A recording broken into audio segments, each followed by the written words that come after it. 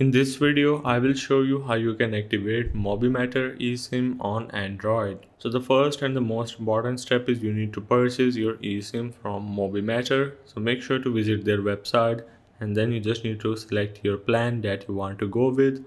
Once you have selected your plan, make sure to purchase your plan and you will going to receive a QR code within the app or on their website. Or you can also receive the QR code onto your Gmail, so make sure to check it out. Once you have received the QR code, you can then head over to your device settings and then you need to look for the option of connection. Now most devices like Samsung or Google Pixel will have the connections which is Wi-Fi, which you just need to click on it and then you need to go for SIM manager. If you are on some other device, you just need to go for mobile network, then you just need to go for the option of eSIM. Now once you click on the eSIM, you just need to make sure to add the eSIM. If your device hasn't enabled your eSIM, you just need to toggle that option on.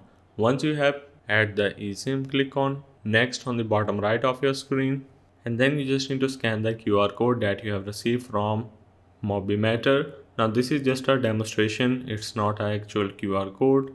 Now once you scan the QR code, make sure to click on download on the bottom right and it might take few minutes, so make sure to let it download completely onto your device. Then you can head over to your settings again, go for mobile network or connections and then look for the eSIM and you will have your MobiMatter eSIM into your eSIM section, which you can simply click on the three dots and then tap on enable.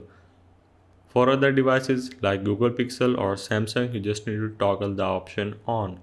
So that's the way of how you can activate your MobiMatter eSIM on Android.